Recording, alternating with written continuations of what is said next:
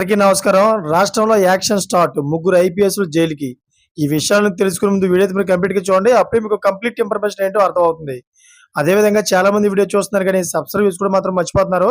దయచేసి సబ్స్క్రైబ్ చేసుకోండి. సబ్స్క్రైబ్ చేసుకోవడం వల్ల నేను చేసే ప్రతి ఒక్క అప్డేట్ మీరు ముందుగానే పొందగలుగుతారు. అదేవిధంగా చాలామంది లైక్ చేయడం మర్చిపోతున్నారు. దయచేసి లైక్ చేయండి. లైక్ చేయడం వల్ల ఈ ఇన్ఫర్మేషన్ అనేది మనం చాలా మందికి రీచ్ చేసే వాళ్ళు అవుతాం. ఇక లేట్ చేయకుండా వీడియోకి వెళ్ళిపోదాం. ఫ్రెండ్స్, ఆంధ్రప్రదేశ్ లో ముగ్గురు సీనియర్ ఐపీఎస్ అధికారులపై సస్పెన్షన్ వేటు పడింది. ఇంటెలిజెన్స్ మాజీ చీఫ్ పిఎస్ఆర్ ఆంజనేయులు, అదేవిధంగా విజయవాడ మాజీ సిపి కాంతి రాణా తాత, ఐపీఎస్ అధికారి విశాల్ గున్నిలను సస్పెండ్ చేస్తూ ఏపీ సర్కార్ ఉత్తర్వులు జారీ చేసింది. అయితే ముంబై నటి కాదంబరి జత్వానీ కేసులో ముగ్గురు ఐపీఎస్లపై అభియోగాలు ఉన్నాయి.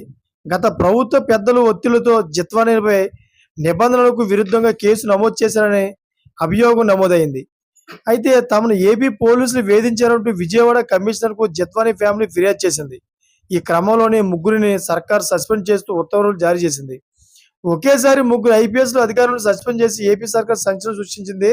అదే విధంగా వాళ్ళపైన ఎంక్వైరీ తీసి వాళ్ళ తప్పులు నిజంగా ఉంటే జైలుకు పంపించే యోచనలో తెస్తోంది. ఫ్రెండ్స్, చూసారు కదా, ఇటువంటి లేటెస్ట్ అప్డేట్స్ కోసం నా ఛానల్ సబ్స్క్రైబ్ చేసుకోండి, గణపతి ఆన్లో పెట్టుకోండి. నేను చేసే ప్రతి ఒక్క అప్డేట్ మీరు ముందుగానే పొందగలుగుతారు. Thank for watching friends.